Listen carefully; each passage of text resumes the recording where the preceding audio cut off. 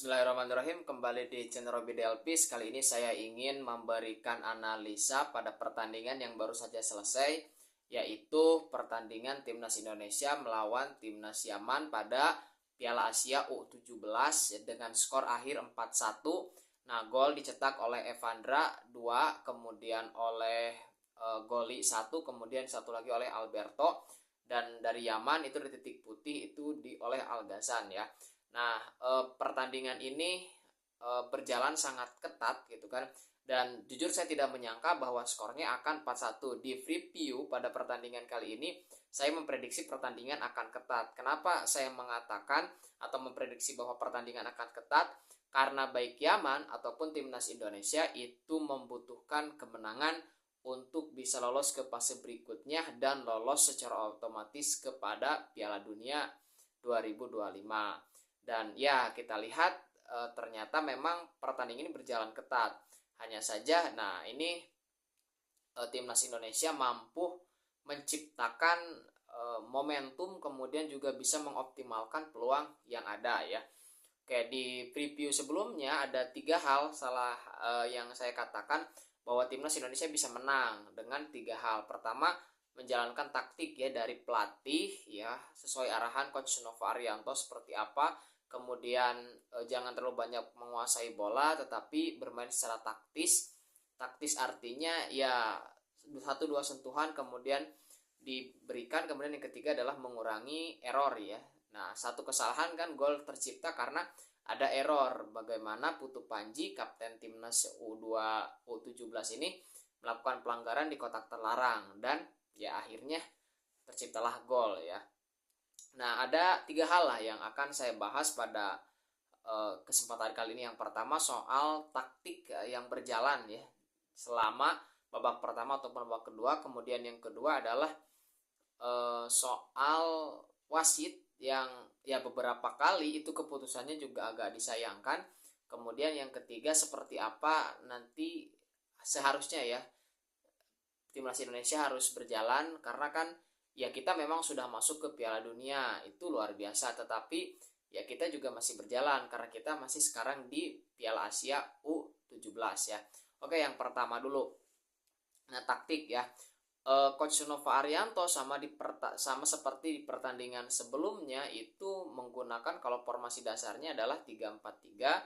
Kemudian ketika menyerang itu kadang menjadi 1-3-6 ya, ataupun kadang-kadang menjadi 3-2-5. Nah, kemudian ketika bertahan itu 5-4-1, kadang-kadang juga terlihat fasenya 4-1-4-1, kemudian juga kadang-kadang terlihat 4-2, nah 3-1 seperti itu. Jadi, tapi yang paling jelas terlihat adalah patternnya 4-5-4-1 ya. 5-4-1 ketika bertahan. Nah, dari Yaman kalau kita lihat ya bagaimana mereka ketika bertahan itu menerapkan safe defendingnya itu adalah 4-4-1-1 gitu kan. Nah, ketika mereka menyerang, mereka menggunakan formasi 1-3-6. Nah, 1-3-6 ini merupakan kontra strategi dari formasi atau dari safe defending 5-4-1. Jadi 5 pemain belakang Timnas Indonesia itu menghadapi 6 pemain Yaman gitu kan. Nah, secara jumlah pemain jelas Timnas Yaman berhasil menciptakan keunggulan, hanya saja efektivitasnya memang tidak begitu baik. Dan ya Timnas Yaman dengan keunggulan mereka di crossing ya itu terus mereka hujani, dan ya alhamdulillahnya timnas kita bisa tetap solid ya dalam mengawal ini pertahanan. Nah, secara umum ada beberapa catatan yang perlu kita ya garis bawahi dari apa yang sudah dilakukan ya. Secara keseluruhan permainan ini cukup berimbang ya. Berimbang bukan dari segi possessionnya, tetapi bagaimana proses jual beli serangan itu cukup seimbang. Hanya saja yang agak disayangkan memang terutama di babak kedua timnas kita itu terbawa ritme oleh timnas Yaman. Ketika timnas Yaman menyerang, meningkatkan intensitas, nah timnas kita tidak melakukan kontra strategi. Apa itu kontra strateginya? Ketika lawan asik menyerang, terus melakukan penyerangan, kemudian intensitasnya tinggi, maka kontra strateginya adalah merusak permainan, bukan malah ikut dalam ritme permainan. Nah, dalam beberapa kasus terlihat justru timnas kita malah ikut juga melakukan serangan gitu kan, sehingga beberapa hal itu berhasil dieksploitasi oleh para pemain Yaman. Ya untungnya tidak tercipta gol ya, artinya memang mereka pun punya masalah di klinikal, bagaimana keklinisan atau efektivitas di dalam menciptakan peluang atau memanfaatkan peluang dan akhirnya mencetak gol ya. Nah, overall secara keseluruhan timnas Indonesia bermain sangat disiplin gitu kan, ketika bertahan, ketika menyerang, meskipun ketika menyerang dalam beberapa kondisi kerap kali timnas Indonesia itu tidak klinis ya. Jadi peluang cukup banyak tetapi kemudian tidak menjadi gol ya, atau juga karena offset ataupun yang lainnya. Kemudian beberapa hal pemain-pemain timnas Indonesia juga terlalu lama menguasai bola ya. Memang kadang-kadang perlu menguasai bola, tetapi dalam beberapa hal harusnya melakukan pengambilan keputusan ini masih membawa bola, sehingga pada akhirnya bola bisa direbut dan terjadi counter attack yang itu cukup mengancam pertahanan timnas Indonesia. Kemudian kita terutama menjelang menit akhir ya, mungkin karena fisik, karena sudah lelah, itu membiarkan lawan itu leluasa terlalu masuk ke sepertiga pertahanan, sehingga beberapa kali pertahanan kita itu bisa dieksploitasi. Nah, untungnya itu tidak efektif ya. Bahkan tercipta agak kepanikan terlihat ketika Dava penjaga gawang itu 2-3 kali melakukan blunder ya. Hampir itu mencetak atau terciptanya gol gitu kan. Untungnya tidak terjadi. Nah, dalam pertandingan ini selama berjalan terlihat bahwa dalam beberapa hal lini tengah kita agak kedodoran ya, sehingga jadi pemutus serangan karena mungkin tadi kita terbawa ritme oleh permainan sehingga seharusnya merusak permainan itu tidak dilakukan ya. Dan akhirnya kan ketika lini tengah kita agak kalah, nah beberapa kali para pemain depan daripada Yaman itu langsung berhadapan dengan para defender kita ya, para back kita, sehingga itu cukup menyulitkan.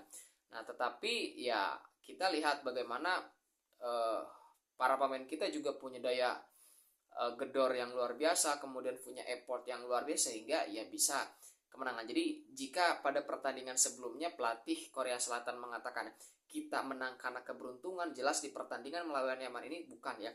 Kita menang karena memang taktik berjalan sesuai lapangan. Ya, ada kekurangan iya, tetapi secara umum taktiknya berjalan dengan sesuai lapangan, tidak terlalu terbuka, bermain dengan hati-hati, tetapi juga cukup efektif gitu kan. Cukup efektif dalam pengertian kita tidak melupakan pertahanan padahal kita melakukan penyerangan. Jadi tidak terlalu terbuka ya, mungkin semi terbuka lah bisa kita sebut seperti itu. Oke, seperti itu ya, dan itu menjadi pattern negatif football itu seperti yang saya sampaikan di review, entah seperti apa selalu cocok ya, dan hasilnya menang gitu kan. Hasilnya selalu lebih optimal dibandingkan kita bermain terlalu terbuka atau lebih terbuka, atau istilahnya adalah positive football. Ketika timnas kita bermain negatif football, ya secara umum hasilnya cukup oke ya. Nah, itu terkait dengan berjalannya pertandingan ya. Di babak kedua tadi sempat kedodoran di awal tapi kemudian bisa selesai dengan baik. Nah, itu analisa saya terkait dengan pertandingan atau taktik yang berjalan gitu kan di atas lapangan. Kemudian yang kedua, nah soal wasit ini juga beberapa kali ada tiga ya, mungkin 3 kali bagaimana wasit seharusnya memberikan pelanggaran kartu merah. Kenapa ya? Ketika misalnya pada kasus gol ketiga ya dari penalti itu kan betul penjaga gawang tersebut ya mengambil pemain kita. Memang itu pelanggaran dan seharusnya juga selain penalti diberikan kartu merah, tetapi tidak ya. Dan sayang memang tidak ada VAR di pertandingan kali ini. Kemudian momen sebelumnya juga ada ya, ketika pemain timnas kita itu dilanggar oleh kapten tim kalau tidak salah kan. Nah, itu harusnya kan kartu kuning yang kedua, itu pun juga tidak dilakukan. Ya, entahlah seperti apa. Tetapi dengan kemenangan ini saya kira ya kita tidak tahu apakah itu memang layak kita tetap ajukan banding atau seperti apa, protes misalnya atau seperti, tapi ya beberapa keputusan wasit tersebut ketika dipertanyakan misalnya oleh banyak pihak, wajar, karena memang dalam beberapa momen itu tidak terjadi. Justru ketika ada di pertandingan terakhir, di kasus terakhir, itu yang seharusnya mungkin tidak terlalu, justru malah diberi kartu kuning. Nah ini juga ya kita tidak tahu lah. Saya termasuk juga yang ya sudahlah, ini kan apalagi kan sekarang timnas kita menang gitu kan. Nah mudah-mudahan itu bisa terlupakan ya, beberapa keputusan wasit yang bisa kita katakan sebagai keputusan yang cukup kontroversial ya. Nah kemudian yang ketiga adalah bagaimana kemudian progres kita ke depan. Nah secara umum dari segi fisik, dari segi taktik, kemudian dari segi teknik dasar, tentu beberapa tim masih oke. Jika pada pertandingan melawan Korea Selatan kita didikte, pada pertandingan ini memang kita bisa mengimbangi, tetapi dalam segi teknik dasar saya kira Yaman masih lebih unggul dalam beberapa hal, sehingga ini yang perlu kita benahi. Dan sekalipun kita sudah lolos pasti ya, kaki kita sudah ada di Piala Dunia 2025, tetapi kita sekarang masih bermain di Piala Asia. Nah ini penting ya, kita hari ini masih bermain di Piala Asia, kita masih ada pertandingan di babak grup itu melawan Afghanistan. Ini harus menjadi kesempatan bagi timnas kita untuk mematangkan, dan ini bagian daripada perjalanan untuk kita menempuh Piala Dunia. Jadi jangan sampai kita terlalu fokus ke Piala Dunia, tetapi kemudian di Piala Asia ini kita tidak bisa berbicara banyak ya.